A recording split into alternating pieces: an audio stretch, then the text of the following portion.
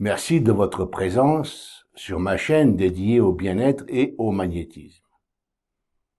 Cette vidéo se propose de répondre aux diverses questions posées sur les différentes méthodes énergétiques qui actuellement abondent et sont présentées sous plusieurs dénominations, bien qu'ayant un tronc commun.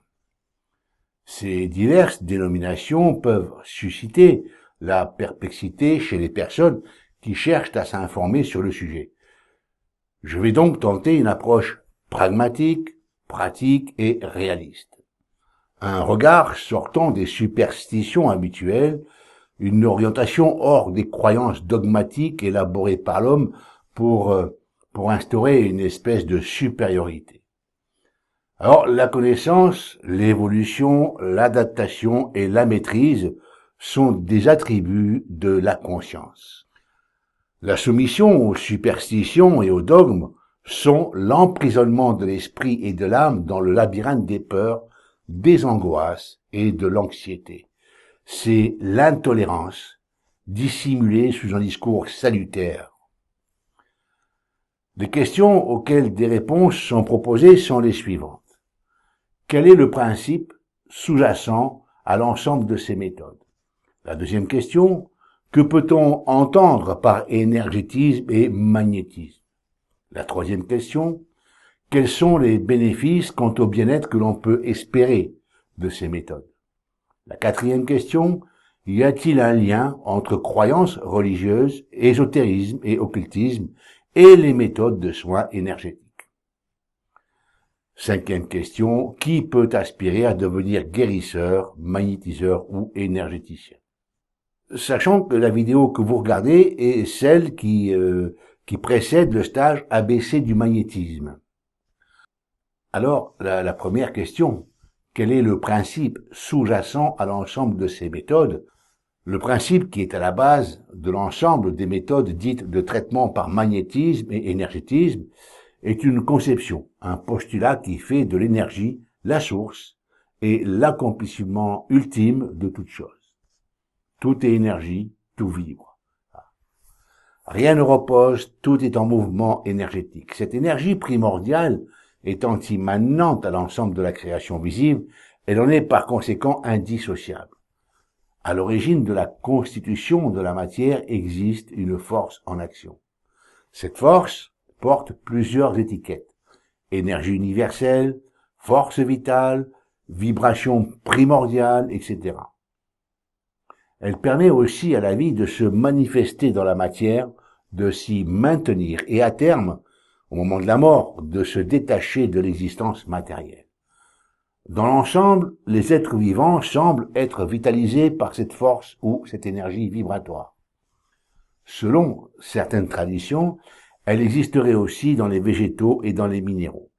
Cette énergie permet aussi aux choses matérielles d'exister en qualité d'entité individualisée, l'homme étant par définition corporellement matériel et, par voie de conséquence, animé par cette énergie fondamentale, faisant du corps la demeure dans laquelle peut se manifester, s'incarner la conscience, qui est, semble-t-il, la manifestation de l'âme. La matière étant constituée par cette énergie condensée, sous forme d'atomes, de fait, elle ne peut être annihilée, ne s'épuise jamais et est constamment en transformation. Les choses formées peuvent être désintégrées. Cependant, le constituant de base, qui est l'énergie sous forme d'atomes, donc de vibrations, peut se retrouver dans la composition d'autres choses, d'autres formes. Les fonctions d'attraction et de répulsion sont les agents principaux de la composition et de la désagrégation des organismes constitués. C'est la fonction de transmutation des éléments. Cette énergie fondamentale existe sous forme vibratoire et elle occupe l'espace dans son intégralité. Étant constituante des choses matérielles, elle imprègne absolument tout. La matière est l'une des manifestations visibles de cette force vibratoire. Ce qui distingue les différentes matières ou choses telles que l'air et l'eau, par exemple, les différents minéraux, etc., est due aux diverses fréquences vibratoires manifestées par cette force. Plus la fréquence est élevée, plus la chose manifestée est subtile, légère et aérienne. Plus la fréquence vibratoire est basse, plus la chose est constituée, grossière, lourde et dense. Autrement dit, tout ce qui existe résulte des phénomènes vibratoires des diverses fréquences que cette énergie fondamentale manifeste. Ceci atteste qu'une seule et même force est à l'œuvre, au même titre que les rayons du soleil sont multiples en apparence, alors que la source en est unique. Les différents états de la matière dépendent uniquement des diverses fréquences vibratoires de cette force fondamentale. Sachant que nos modes de perception sont limités et assujettis aux capacités restreintes à percevoir ces vibrations, nous pouvons considérer que la réalité, dans son intégralité, nous échappe, et que le monde dans lequel nous vivons est incomplet. Par voie de conséquence, la connaissance que nous en avons est imparfaite. Exemple, une chose matérielle peut exister dans l'absolu. Si nos sens limités n'en perçoivent pas les vibrations, elle sera invisible pour nous. À propos des sons, par exemple, les ultrasons ne sont pas perceptibles par le système auditif de l'homme, alors que certains animaux y sont sensibles. Nous vivons tous dans des réalités différentes. En conclusion, les multiples noms dont l'homme attribue à cette énergie fondamentale ne changent en rien son mode de fonctionnement. Vouloir s'approprier cette force, en prétendant que seuls certains individus au système particulier en sont dépositaires, est une notion sclérosante. Non pour l'énergie, car elle est toujours égale à elle-même, mais pour les personnes qui limitent leurs possibilités d'action et leur capacité de développement par un manque de connaissances ou par des croyances limitantes. Ce genre d'attitude, de croyances et de dogmes éloigne l'homme de la véritable nature de l'énergie fondamentale et par voie de fait limite ses propres progrès.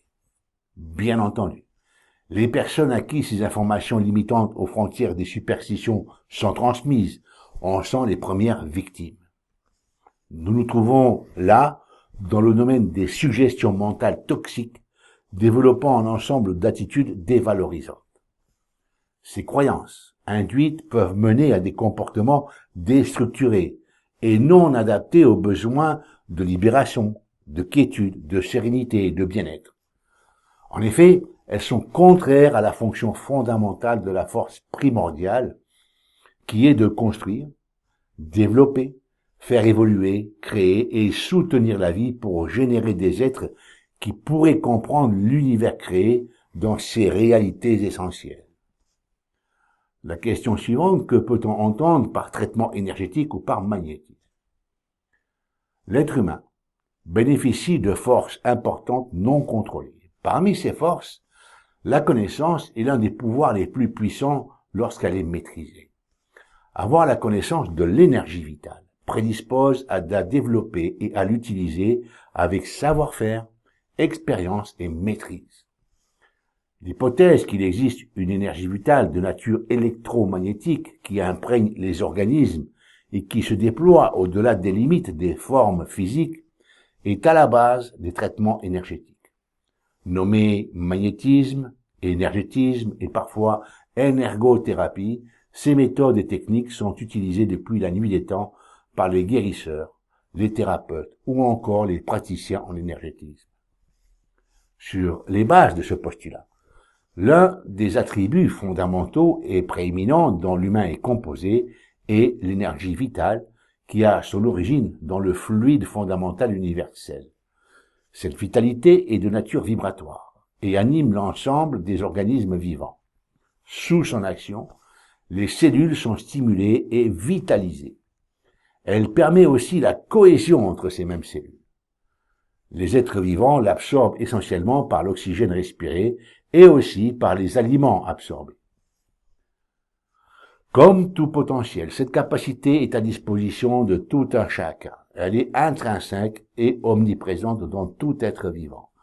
Elle est essentiellement utilisée par la conscience subjective, dont l'activité principale et de veiller au bon fonctionnement du corps.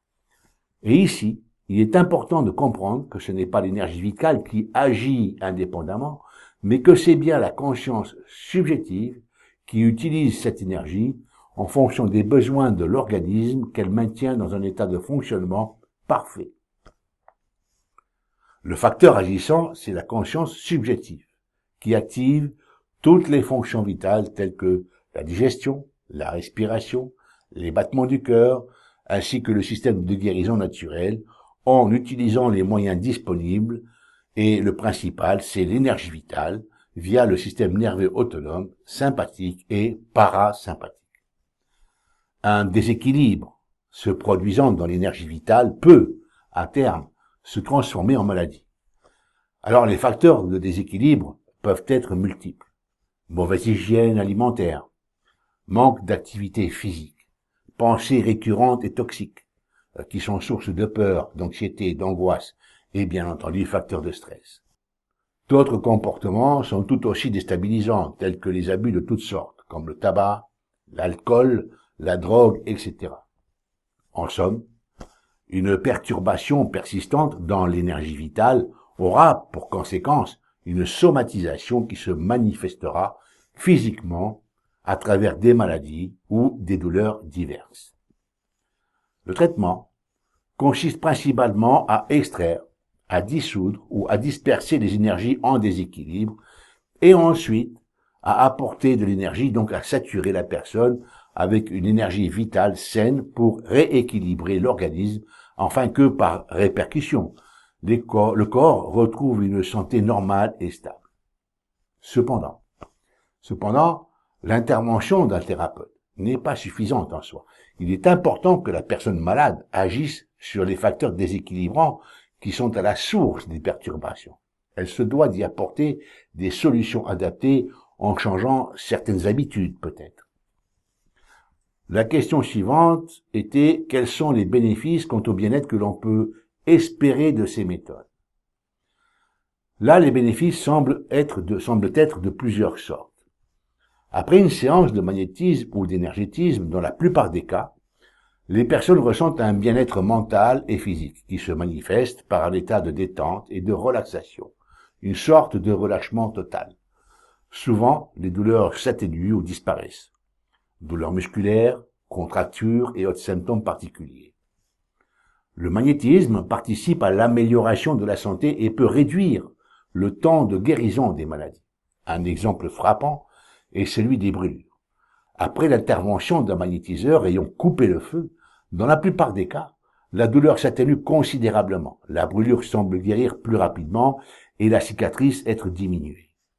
D'autres exemples sont tout aussi probants, les constipations ou les diarrhées chez les enfants en bas âge, qui ne savent pas qu'ils sont traités par énergétisme et qui rapidement retrouvent un équilibre. L'exemple des verrues qui disparaissent après une séance est très significatif. Je pourrais ainsi citer des interventions sur les animaux, les chats, les chiens, les chevaux, etc. Les traitements sont là encore très efficaces. Cependant, il est important de garder raison et surtout d'éviter de penser que ces méthodes sont miraculeuses comme certains le prétendent en promettant merveilles et autres prodiges. Le magnétisme et l'énergétisme doivent toujours occuper une place d'accompagnement et ne peuvent en aucun cas se substituer à la médecine allopathique occidentale.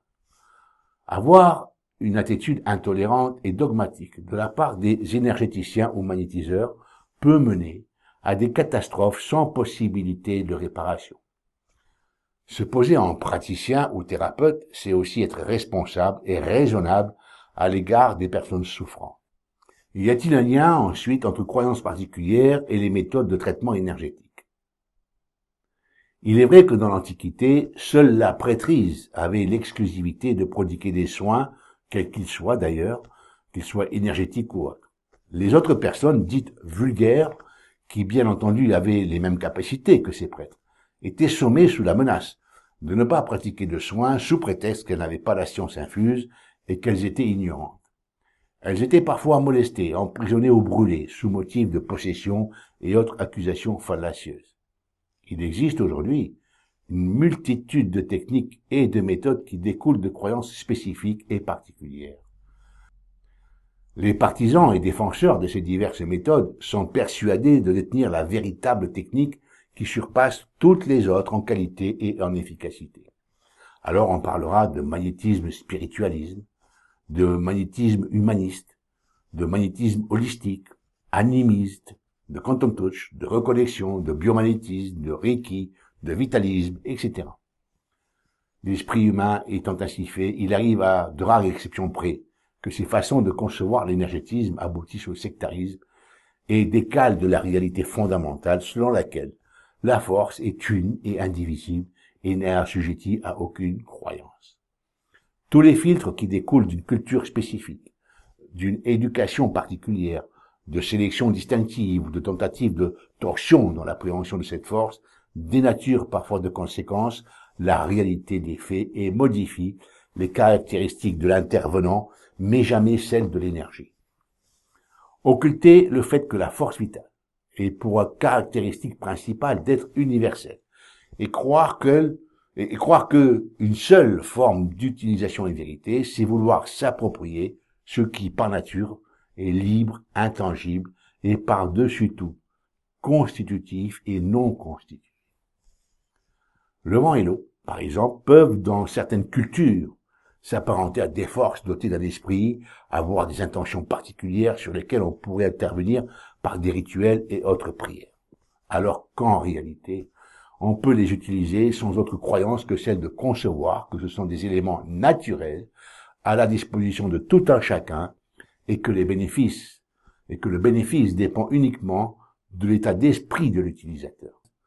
Estimer qu'il y a une cause à effet entre les croyances en des êtres supérieurs et le soin revient à dire que l'intervenant est sous la domination de quelque force supérieure, pensante et consciente, constituée, que ces puissances supérieures auraient la capacité de soigner les malades à travers certaines personnes désignées par une grâce particulière, que ces supposés êtres supérieurs invisibles n'accorderaient leur faveur qu'à certains élus. Nous voyons à l'œuvre les croyances qui poussent certains individus à se positionner en maîtres, possesseurs de pouvoirs extraordinaires et bien entendu présumés uniques. Ce genre de croyance met à jour l'asservissement du pratiquant aux diverses superstitions perturbantes. Que le pratiquant ait des croyances religieuses ou autres, cela n'est pas à remettre en cause. Ce qui est à remettre en question, ce sont les tentatives de soumettre les patients eux-mêmes aux dogmes que ceux du pratiquant. Une personne souffrante ne se présente pas dans un cabinet pour se voir affliger des prières, des rituels et autres cartomancies et clairvoyances diverses. Ce genre de comportement relève directement de la superstition pernicieuse et engendre dans la plupart des cas un empoisonnement mental à l'encontre du patient qui est mis en position de soumission et de faiblesse. Des suggestions mal appropriées sont distillées et sont, dans la plupart des cas, opposées au bien-être du consultant. Ce sont des toxines mentales, la prédisposition à activer les peurs par des pensées nuisibles est l'une des attitudes les plus constantes chez l'humain. De même que croire que magnétiser épuise l'énergie du praticien est une erreur, et penser qu'il est possible d'attraper la maladie des consultants est une aberration. L'utilisation de l'énergie vitale d'une façon quotidienne est un excellent exercice qui renforce les personnes qui pratiquent. Tout comme un athlète qui puise son énergie dans les exercices quotidiens bien compris et effectués avec maîtrise. C'est ainsi que s'installe la compétence, l'expérience et la confiance. Plus vous pratiquez et plus vous renforcez votre propre énergie. L'utilisation d'une capacité participe à son développement. L'inertie génère la sclérose de la dite capacité. L'exemple d'un muscle immobilisé durant un temps assez long, après sa libération, ce muscle aura beaucoup de mal à reprendre sa fonction initiale. C'est pourquoi il sera indispensable de le rééduquer, de le travailler. Le magnétiseur en action, loin de s'épuiser, génère un appel d'énergie environnante par synergie. Cela se fait sous l'influence du système autonome qui préside aux équilibres physiologiques et énergétiques. Aucune crainte à avoir. Et même si parfois une fatigue naturelle se manifeste suite à un effort important, il suffit de prendre un peu de repos et pratiquer quelques respirations profondes qui permettent qui permettront de récupérer rapidement et ainsi le praticien pourra se remettre à l'œuvre. Les anciens magnétiseurs, initiateurs des méthodes datant du XVIIe au XIXe siècle, vécurent âgés et en pleine possession de leurs moyens. Je cite, « Mesmer vécut jusqu'à 81 ans. Le marquis de Puységur, 74 ans. Deleuze, 82 ans. Le baron Dupotet, 85 ans. La Fontaine, le magnétiseur, 89 ans. Plus ces praticiens prenaient de l'âge, et plus ils étaient performants dans leurs interventions. En règle générale, le magnétisme est bénéfique à la santé de l'opérateur et du receveur, sauf dans le cas de pensée malsaine du praticien. Dans pensée malsaine, il faut entendre peur de toutes sortes, liées aux croyances superstitieuses et culturelles. La question suivante, c'était qui peut aspirer à devenir guérisseur, magnétiseur ou énergéticien. Dans l'absolu, toute personne animée et maintenue en bonne santé par la force vitale peut magnétiser ou pratiquer des techniques énergétiques. Dès notre arrivée dans la vie, l'énergie vitale imprègne l'organisme et a une action sur notre bien-être et sur notre équilibre. Nous possédons tous cette force en naissance. Cependant, notre hérédité a une influence sur son action et sur son intensité. C'est exactement la même chose pour la force musculaire. Certaines personnes naissent chétives et d'autres robustes. Toutefois, il est toujours possible de remédier à cela en effectuant des exercices qui permettront de renforcer les muscles. Il en est de même de la force vitale. Tout potentiel peut être travaillé, amplifié et ne demande qu'à être développé. Tout être humain peut, s'il le décide, d'évoluer et changer. C'est la fonction et le rôle essentiel de la conscience. Il est possible à l'homme de transformer tout aussi bien sa personnalité que son tempérament, s'il se met à l'œuvre en adoptant une forme de pensée constructive, s'il a un comportement et une attitude qui contribuent à l'accomplissement de son évolution. Rien n'est figé, tout peut se transformer, se transmuter profondément. Dans les traditions asiatiques, notamment chinoises et coréennes, s'entraîner pour fortifier son énergie est une pratique populaire courante.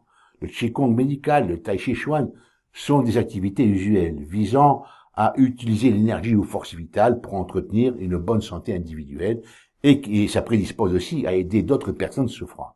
Cependant, dans ces traditions, l'accent est mis sur la nécessité de pratiquer chaque jour des exercices destinés à appréhender ce phénomène naturel, à canaliser et à fortifier l'énergie vitale. Ces civilisations ayant plusieurs siècles de pratique forcent et de constater la pertinence de ces connaissances ancestrales. Par voie de conséquence, il est simple de réaliser que les personnes qui pratiquent ces méthodes, en règle générale, sont en meilleure santé que des individus vivant dans un confort passif, attendant que d'autres s'occupent de leur bien-être. L'énergie vitalise sans distinction ou condition tout ce qui est vivant. Elle ne choisit pas de rendre certains individus plus capables que d'autres. Tout comme le soleil qui diffuse son énergie sans se soucier des individualités.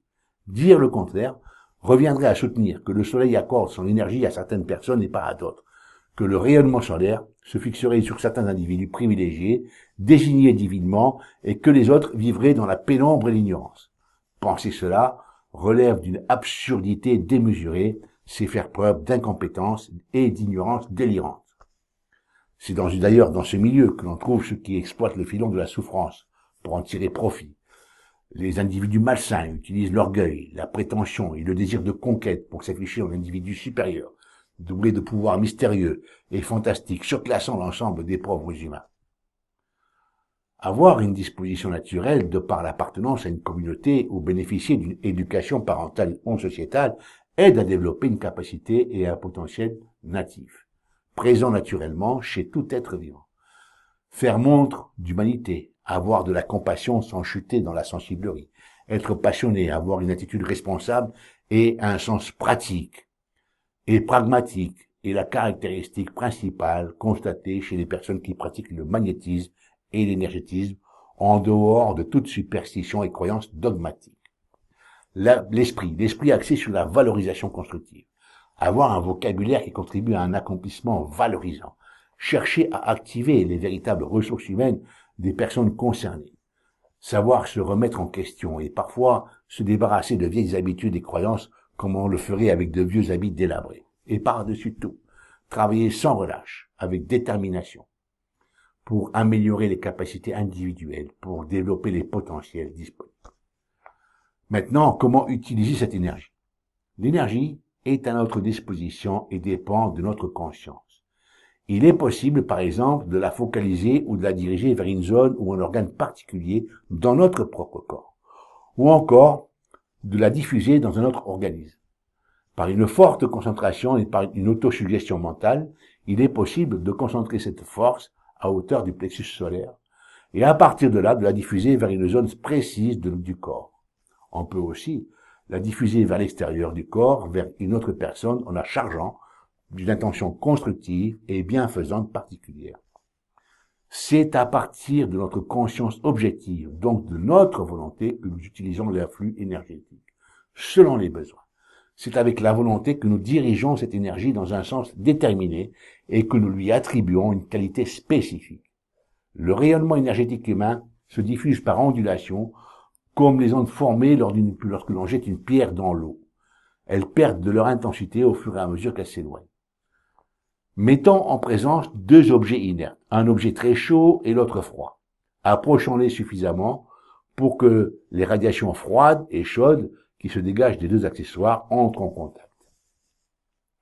Nous constaterons qu'un échange tendant vers un équilibre de température se produit. L'objet chaud absorbe le froid et l'objet froid se charge de chaleur.